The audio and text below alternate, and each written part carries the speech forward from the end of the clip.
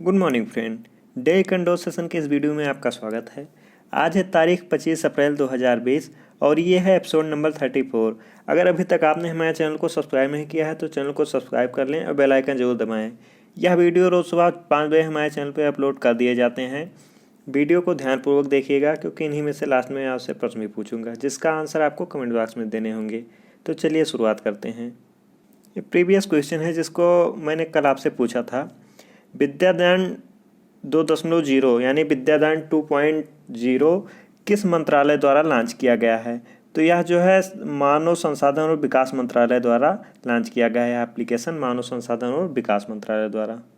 Friends, आज का हमारा पहला क्वेश्चन है, किस CSIR संस्थान ने कोविड-19 के लिए फेलुदा परीक्षण शुरू किया है? तो यह फेलुदा परीक्षण शुरू करने वाला आपका जीनोमिक्स और एकीकृत जीव विज्ञान संस्थान, जी हाँ फ्रेंड, जीनोमिक्स और एकीकृत जीव विज्ञान संस्थान द्वारा शुरू किया गया है। बता दें आपको कि कोरोना वायरस के परीक्षण के लिए फेलुदा परीक्षण किट को वैज्ञानिक और औद्योगिक संस्थान परिषद द्वारा जीनोमिक्स और एकीकृत जीव विज्ञान संस्थान यानी IGIB के द्वारा विकसित किया गया है। सत्यजीत रे की कहानियों में से एक जासूसी चरित्र चित्रण के नाम पर इस किट का नाम रखा गया है। परीक्षण किट को 1 घंटे से कम समय में परिणाम वितरित करती है और इसकी कीमत भी बहुत ज़्यादा कम है। विज्ञान और प्रौद्योगिकी मंत्रालय के तहत वैज्ञानिक और औद्योगिक अनुसंधान परिषद यानी CSIR कार्य करता है। फ्रेंड्स, नेक्स्ट क्वेश्चन आपके सामने है फ्रेंड। आई एम बैडमिंटन अभियान के भारतीय राजदूत कौन हैं? तो इस अभियान के जो भारतीय राजदूत हैं PV सिंधु हैं। दोस्तों, बता दें कि बैडमिंटन विश्व महासंघ यानी BWF यानी बैडमिंटन विश्व महासंघ द्वारा शुरू की गई आई एम बैडमिंटन अभियान ने PV सिंधु को भारतीय राजदूत नियुक्त किया है। ध्यान रखिए, भारतीय राजदूत नियुक्त किया गया है। यह अभियान खिलाड़ियों को एक ईमानदार और स्वच्छ खेल के लिए प्रतिबद्ध और वकालत करने के लिए एक मंच देता है। फ्रेंड्स, और PV सिंधु जी जो हैं वो बैडमिंटन विश्व चैंपियनशिप जीतने वाली भारत की पहली महिला, ये भी आप लोगों को ध्यान रखना है कि PV सिंधु जी जो है बैडमिंटन विश्व चैंपियनशिप जीतने वाली पहली भारतीय महिला हैं। नेक्स्ट इंपॉर्टेंट क्वेश्चन आपके सामने है, विश्व प्रेस स्वतंत्रता सूचकांक में किस देश को शीर्ष स्थान प्राप्त हुआ है? आप लोगों को बताना है। तो शीर्ष स्थान 2020 में जो है विश्व प्रेस स्वतंत्रता सूचकांक 2020 में शीर्ष स्थान पाने वाला नार्वे देश है। जी हाँ फ्रेंड, और नार्वे 2020 में न केवल बल्कि 2016 से लगातार शीर्ष स्थान पे बना हुआ है। और विश्व प्रेस स्वतंत्रता सूचकांक जो है इसमें 180 देशों की लिस्ट जारी की जाती है। जी हाँ फ्रेंड, 180 देश इस समूह में शामिल हैं। उत्तर कोरिया जो है इसमें सबसे लास्ट पायदान पर यानी 180वें स्थान पे उत्तर कोरिया है। भारत जो है 2 स्थान नीचे फिसलकर इसका स्थान जो भारत का है 142 हो गया है, यानी अगले वर्ष इसका स्थान 2019 में 140वां स्थान था। इस वर्ष भारत का रैंक जो है 142वां स्थान है। भारत अगर देखा जाए तो प्रेस स्वतंत्रता सूचकांक बाकी लगभग सूचकांकों में हर बार जो है 2 अंक या 3 अंक पायदान लगातार फिसलता जा रहा है। ये कई वर्षों से देखा जा रहा है। और यह जो कहने मतलब कि इसमें बांग्लादेश की अगर बात करें तो बांग्लादेश का स्थान 151 है, यानी बांग्लादेश का कितना स्थान है 151, और पाकिस्तान का आपका स्थान 145 स्थान है, यानी नियर अबाउट भारत के है। पाकिस्तान भी है। पाकिस्तान का क्या स्थान है इसमें? और चीन का जो स्थान है इसमें प्रेस स्वतंत्रता सूचकांक में 177, बहुत गिरा हुआ है। चीन जो है 177वें स्थान पे चीन है। इसमें सूचकांक के आधार पर दुनिया के अन्य क्षेत्रों की तुलना में दक्षिण कोरिया का प्रदर्शन सबसे कम रहा है। चीन का खैर भी प्रदर्शन सबसे कम है, भारत का भी, इसमें कोई शक नहीं। नेक्स्ट क्वेश्चन आपके सामने फ्रेंड, विलियम ई कोल्बी पुरस्कार 2020 विलियम ई कोल्बी पुरस्कार 2020 किसे प्राप्त हुआ है? तो इसे प्राप्त करने वाले जो आपके हैं वो कौन हैं? एडम हिगिनबोथम। कौन है आपके? एडम हिगिनबोथम। इनकी जो एक पुस्तक है जिसका बहुत लंबा चौड़ा नाम है midnight in Chernobyl the untold story of the world's greatest nuclear disaster, ये इनकी पुस्तक है। इसी पुस्तक को जो है $5000 के साथ नगद पुरस्कार के साथ प्रदान किया गया है। यह पुरस्कार इनको जो है, और यह पुरस्कार का जो स्थापना हुआ था यानी विलियम ई कोल्बी पुरस्कार 2020 मतलब 2020 क्या इसकी जो स्थापना हुआ था वो 1999 से, यानी 1999 से लगातार इसमें जो है पुरस्कार दिए जा रहे हैं। नेक्स्ट क्वेश्चन आपके सामने फ्रेंड, किस राज्य सरकार ने सुजलाम सुफलाम जल संचय अभियान, बहुत इंपॉर्टेंट क्वेश्चन है, लॉन्च किया है या शुरू किया है? तो यह जो है गुजरात सरकार द्वारा शुरू किया गया एक अभियान है, जल संचय अभियान है, सुजलाम सुफलाम इसका नाम दिया गया है। 21 अप्रैल 2020 को गुजरात सरकार ने लॉकडाउन के मध्य सुजलाम सुफलाम जल संचय अभियान के तीसरे चरण की शुरुआत कर दी है, जो मानसून के पहले राज्य में जल निकायों को बढ़ाने के लिए एक संरक्षण योजना है। ये बहुत ही सराहनीय काम है। सुजलाम सुफलाम जल संचय अभियान 10 जून तक लागू रहेगा। इस अभियान के तहत गुजरात सरकार ने मानसून से पूर्व झीलों और नदियों को गहरा करने की योजना बनाई है। इस योजना से लोगों की भागीदारी और मनरेगा के तहत काम भी मिलेगा। कार्यक्रम 2018 में कमजोर मानसून के बाद शुरू किया गया और यह आज तक जारी है। यह बहुत ही अच्छा काम है। इससे क्या है, जल संचय अभियान भी जारी रहेगा, लोगों को काम भी मनरेगा के तहत मिल जाएगा। नेक्स्ट क्वेश्चन आपके सामने है फ्रेंड, स्मार्ट सिटी मिशन के तहत किस शहर ने संयम ऐप लॉन्च किया है? तो यह संयम ऐप लॉन्च करने वाला पुणे है। जी हाँ फ्रेंड, पुणे नगर निगम द्वारा स्मार्ट सिटीज ऐप यानी SCM को लॉन्च किया गया है। नेक्स्ट क्वेश्चन आपके सामने फ्रेंड, विश्व पुस्तक दिवस का विषय क्या है? विश्व पुस्तक दिवस का विषय क्या है? शेयर अ मिलियन स्टोरी इसका विषय है। जी हाँ friends, share a million story इसका विषय है। प्रतिवर्ष जो है 23 अप्रैल को मनाया जाता है। जी हाँ फ्रेंड, प्रतिवर्ष 23 अप्रैल को यह मनाया जाता है और इसे विश्व पुस्तक और कॉपीराइट दिवस के रूप में भी जाना जाता है। इस चीज़ को ध्यान रखिए, विश्व पुस्तक और कॉपीराइट दिवस के रूप में भी जाना जाता है। यह दिन संयुक्त राष्ट्र शैक्षिक, वैज्ञानिक और सांस्कृतिक संगठन यानी यूनेस्को द्वारा आयोजित किया जाता है।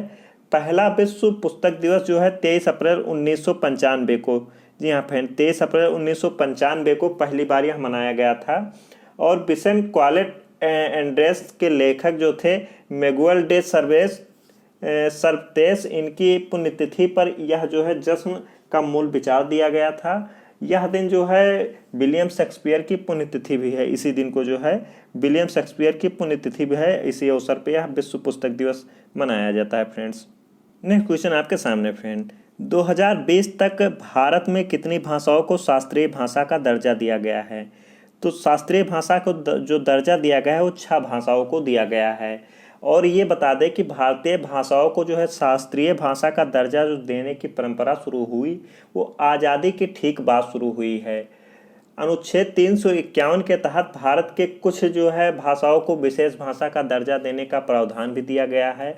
आप जानते हैं कि संविधान के 22वें अनुसूची में संविधान के जो है 8वीं अनुसूची में 22 भाषाओं का उल्लेख है, यानी 22 भाषाओं को इसमें जो है इसका उल्लेख किया गया है। और शास्त्रीय भाषा किसे कहते हैं, अगर यह बात की जाए तो शास्त्रीय भाषा एक ऐसी भाषा है जिसका कम से कम 1500 या 2000 वर्ष, जी हाँ फ्रेंड, 1500 या 2000 वर्ष पुराना इतिहास रहा हो, साहित्य ग्रंथों या वक्ताओं में प्राचीन परंपरा हो और साहित्यिक परंपरा का उद्भव दूसरी भाषाओं से ना हुआ हो। ये इसका जो है ध्यान रखना, उसी को जो है शास्त्रीय भाषा कहा जाता है। और फ्रेंड्स अगर बात करें कि यह चर्चा में क्यों है, तो यह जो है चर्चा में इसलिए है कि हाल में ही संपन्न अखिल भारतीय मराठी साहित्य सम्मेलन जो हुआ है, इसका 93वां सम्मेलन हुआ है।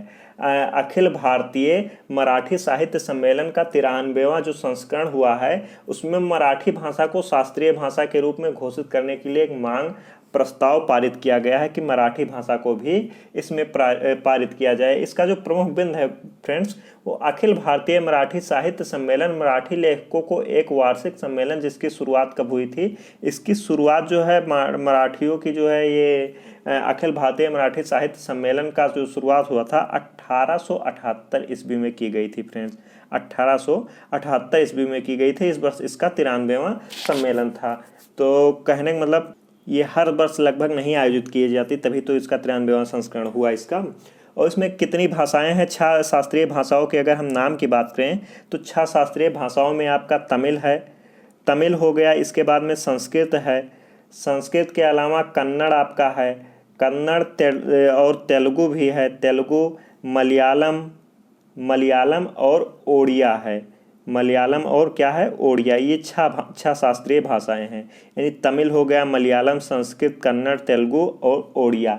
ये 6 जो भाषाएं हैं, तमिल को 2004 में, संस्कृत 2005 में, कन्नड़ को 2008 में, तेलुगु को भी 2008 में, मलयालम को 2013 में और ओडिया को 2014 में शास्त्रीय भाषा का दर्जा दी गई है। और अब क्या मांग हो रही है, मराठी को भी संस्कृत भाषा शास्त्रीय भाषा का दर्जा दिया जाए, यह मांग हो रही है, यह प्रस्ताव पारित किया गया है। नेक्स्ट क्वेश्चन आपके सामने फ्रेंड्स, खासी हिल्स किस राज्य का एक निम्न पर्वत है? तो यह जो आपका मेघालय राज्य का एक निम्न पर्वत है। खासी हिल्स मेघालय राज्य का एक निम्न पर्वत है और यह जो है गारो खासी पर्वत श्रृंखला का एक भाग है। गारो खासी पर्वत श्रृंखला का यह एक भाग है। यहाँ पे अगर बात करें तो मुख्य रूप से खासी जनजातियाँ रहती हैं। जी हाँ फ्रेंड, खासी जनजातियाँ यहाँ पे मुख्य रूप से रहती हैं। और गारो खासी जो पहाड़ियाँ हैं, इस पर्वत में खासी हिल्स तो है ही, लेकिन इसकी अगर बात करें सबसे ऊंची चोटी, तो इसकी सबसे ऊंची चोटी जो फ्रेंड है वो लुमसिलांग है। जी हाँ फ्रेंड, इसकी सबसे ऊंची चोटी गारो खासी की लुमसिलांग जो है सबसे ऊंची चोटी है। इसका कितना ऊंची चोटी है, तो 1968 मीटर। जी हाँ फ्रेंड, 1968 मीटर ये इसकी सबसे उच्चतम ऊंचाई है लुमसिलांग की।